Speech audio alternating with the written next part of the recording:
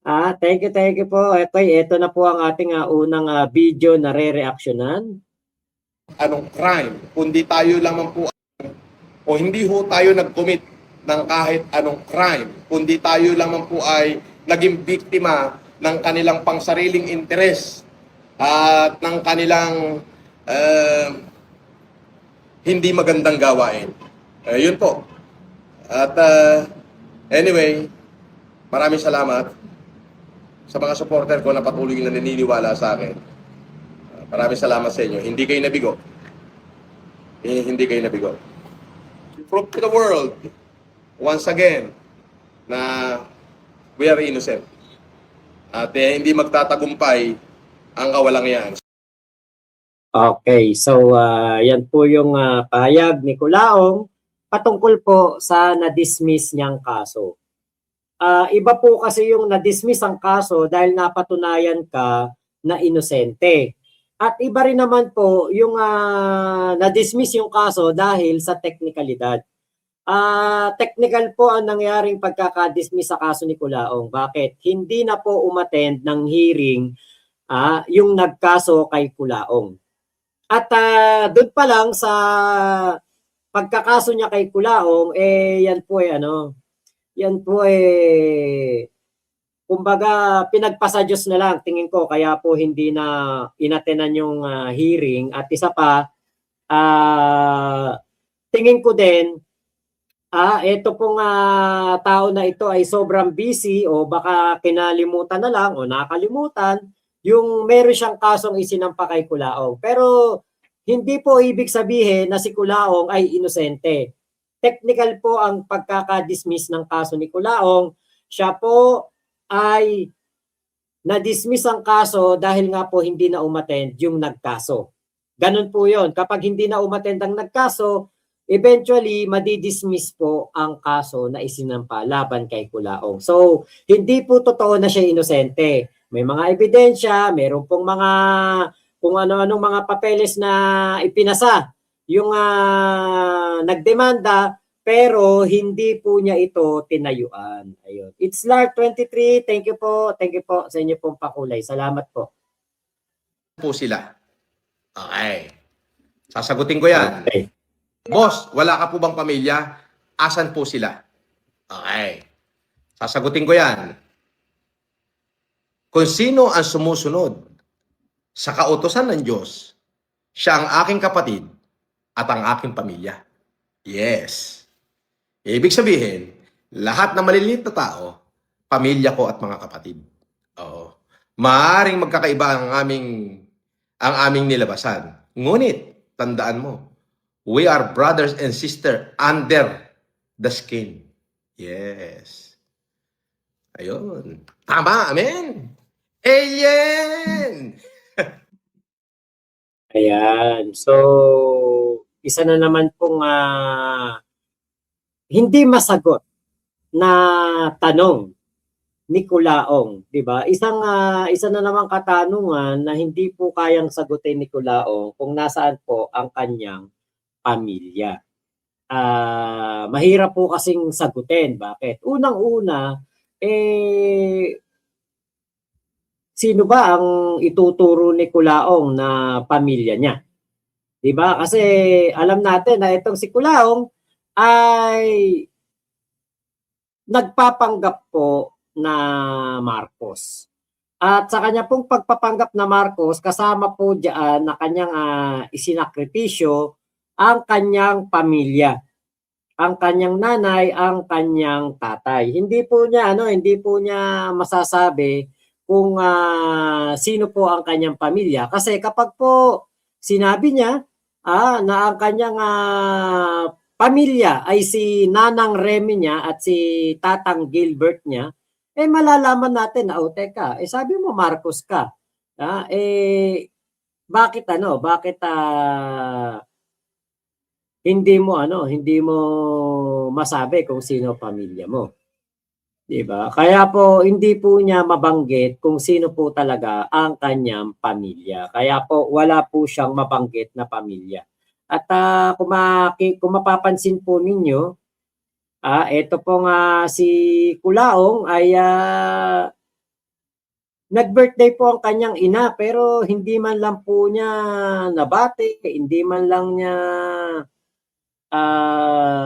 shinout out, 'di ba? Kita nyo lahat na halos ng mga nagko-comment doon sa kanyang YouTube ay kanyang shina-shout out pero katakataka na ito po nga si Kulaong ay hindi po man lang ma-shout out ang kanyang sariling nanay nung nag-birthday.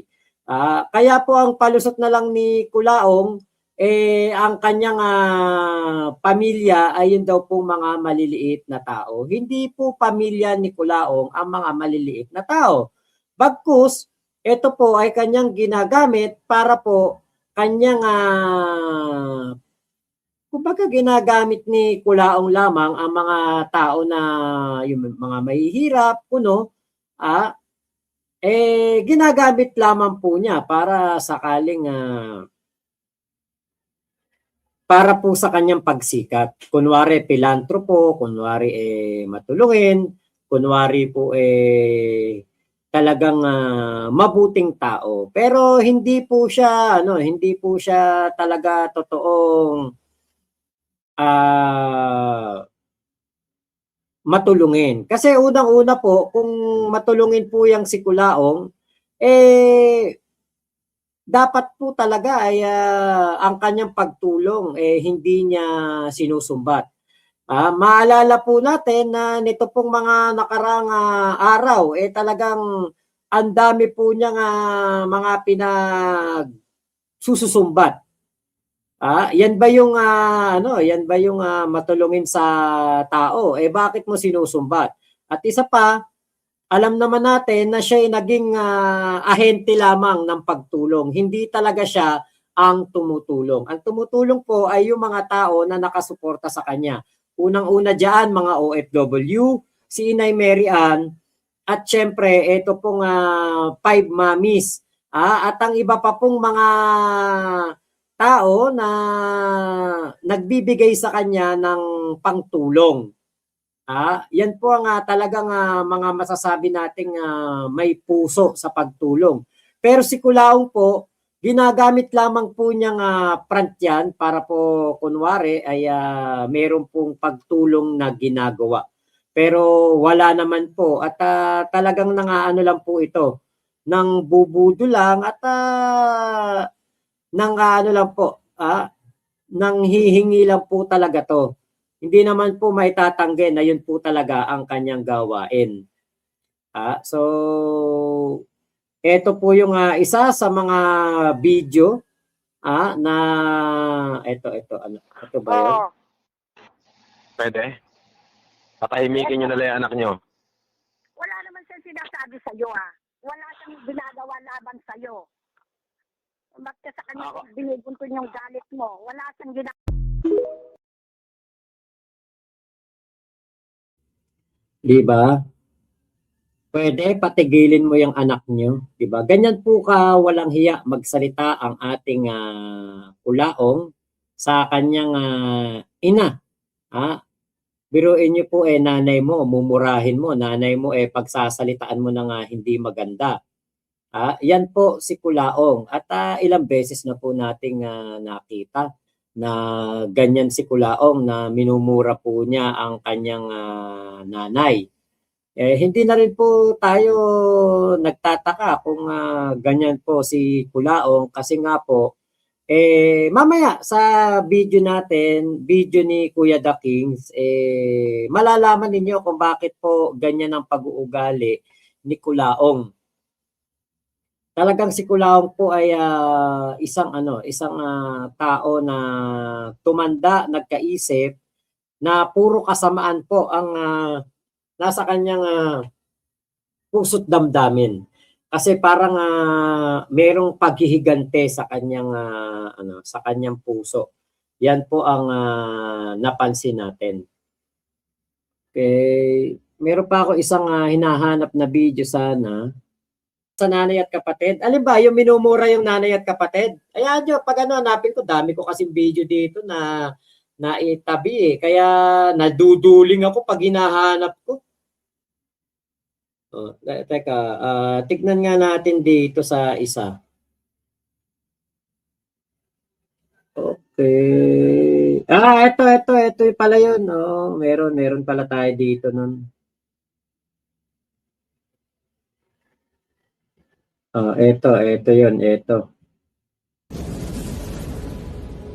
Ang sa'yo. Wala naman siya sinasabi sa'yo. Wala naman siya sinasabi. Patahimik. Oo. Pwede. Patahimikin nyo na lang yung anak nyo. Wala naman siya sinasabi sa'yo Wala siyang ginagawa laban sa'yo. Bakit sa kanya binibunton yung galit mo? Wala siyang ginagawa laban sa'yo. Ako magsasabi. Hindi ako. Ina naman pagagalitin nyo na naman ako Minsan lang akong nagalit sa buhay. Ulit, nakakulong ako ito. Sino may kasalanan? Ako. Kasalanan nyo. Nako, Ramsey, alam mo. Sinabing patigilin lang yung anak mo pagtatanggol mo pa. Ginagawa. Marami ako na, wala siyang ginagawa. Alam mo, maraming sumisira sa kanya para hindi Hindi ka titigil. Hindi ka titigil magsalita. Hindi ka titigil magsalita. Hindi mo pakikinggan. Ito lang ang sasabihin ko, anak. Putang na, magsasalita na kayo. Ako nga nagsasalita Hindi kayo tumigil at pakinggan niyo yung sasabihin ko. Oh. Marami nga nakikita nga araw-araw nga nakalive yung anak nyo. Putang ina, sinisira yung advocacy ko. Putang ina, panayang hingi kung kani-kanino Araw. Nagagalit si Kulaong kasi nakakulong siya, nasasapawa siya ng kapatid. Sa halip na sa kanya magbigay, dun sa kanyang kapatid nagbibigay. Basta sa Kulaong, walang galang sa nanay. Oo, totoo yan.